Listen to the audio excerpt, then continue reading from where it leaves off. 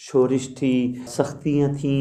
اس رات اس قدر خوف و ہراس ہوا کہ ساری رات میں سو نہ سکا۔ ٹیلی فون کا رابطہ بھی منقطع ہوا تھا۔ چند منٹ کے لیے میں نے ٹیلی فون کا رابطہ قائم کیا، اس خیال سے کہ فون کروں، قبل اس سے میں فون کرتا، فون کی گھنٹی بجی۔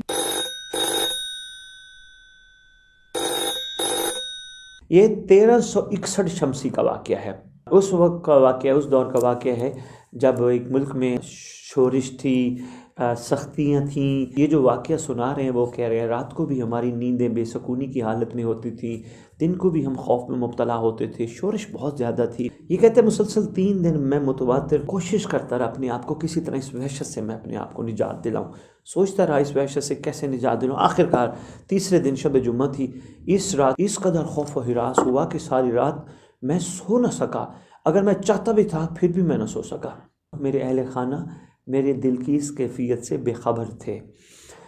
ٹیلی فون کا رابطہ بھی منقطع ہوا تھا، اس لیے تھا کہ کہیں دشمن کوئی مخالف ڈرائے نہ، دھمکائے نہ، میرے اہل خانہ کو نہ تکلیف دے۔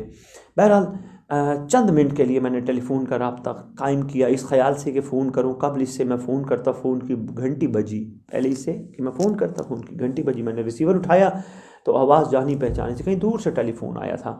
میں نے پوچھا آپ کون؟ انہوں نے کہا میں خادمی ہوں، یہ شیخ محمد خادمی شیرازی۔ کہا میں خادمی ہوں۔ میں نے کہا آپ نے کہاں سے فون کیا ہے؟ انہوں نے کہا مسجد جمکران سے۔ تو میں نے کہا مسجد جمکران میں فون کی سہولت موجود ہے؟ انہوں نے کہا ہاں۔ انہوں نے مجھے ٹیلی فون نمبر بھی لکھوا دیا۔ اگلی بات وہ کہتے ہیں یہاں پر آج کی رات ایک شخص جو آپ کو جانتا ہے، حضرت بقیت اللہ الاعظم عجل اللہ فرج شریف کی خدمت میں پہنچا ہے۔ حضرت نے اسے کہا مشہد مقدس میں سخت وحشت ہے، ٹیلی فون کر کے کہو وہ پریشان نہ ہو، ہم اس کے مددگار ہیں، وہ ہمارا چاہنے والا ہے، ہم اس کی حفاظت کرنے والے ہیں اور مصائب و آلام ہم اسے دور کریں گے۔ امام فرما رہے ہیں اور اگر فون کے ذریعے اس کا خوف و ہراس دور نہ ہو تو پھر چاہیے کہ خادمی مشہد آ جائے، وہاں آ کر ابتہی کو خوف و ہراس سے باہر نکالے۔ جب میں نے یہ باتیں سنی تو گریہ کرنے لگا۔ یقینی بات ہے غیر ارادی طور پر جب ایسی کیفیت کا سامنے کو فون کر کے کہے کہ مولا کا یہ فرمان ہے کہ تم پریشان نہ ہو، میں تمہاری حفاظت کرنے والا ہوں، میں تمہارا خیال کرنے والا ہوں، تو یقیناً کیفیت تو ایسی ہوتی ہے۔ گریہ کرنے لگا، اپنے آپ کو مخاطب کو کہ کہا دیکھو ہم اپنے امام سے کتنے غافل ہیں، مگر انہیں ہماری کتنی فکر ہے، اور وہ مجھ جیسے انسان کی بھی فکر میں ہیں جو سر سے لے کر پاؤں تک گناہ گار ہیں۔ یہ چیز میرے اندر پیدا ہوئی۔ نہ شکر شخص مجھ میں تو اتنی صلاحیت ہی نہیں۔ مختصر یہ کہ اس رات تمام خوف و ہراس ختم ہو گیا۔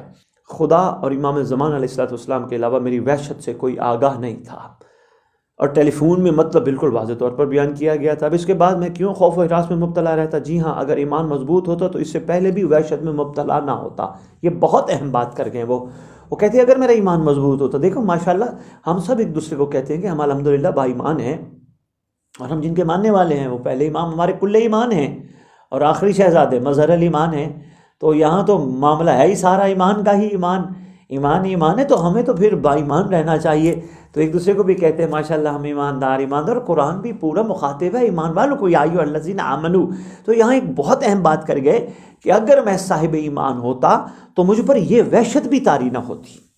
یعنی اگر بندے کا ایمان یقین مضبوط ہو کہ مولا کی ان پہ ہمیشہ نگاہ ہے، ایمان ہمیشہ مضبوط رہتا ہے، اور ایمان مضبوط رہنا چاہیے۔ بہرحال میں نے امام زمان علیہ السلام کی خدمت میں بیٹھے بیٹھے دل میں عرض کیا کہ آپ کے اس ٹیلی فونک پیغام سے میں پرسکون ہوں، میری وحشت بھی ختم ہو گئی ہے، اور اس خوشخبری کے بعد کہ میرے امام میرے مولا مجھ پر نظر بھی رکھتے ہیں۔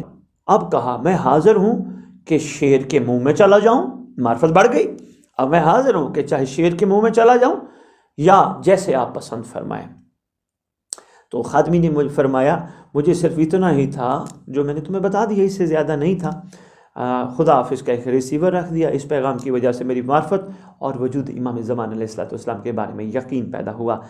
اس ربط کے بارے میں میرے اہل خانہ جنہیں بیداری اور نیند میں کئی دفعہ حضرت بقیت اللہ الاعظم کی خدمت میں حاضر ہونے کا شرف حاصل ہوا، بہت زیادہ متوسل اور وجود مقدس کے ساتھ متوجہ ہوئے۔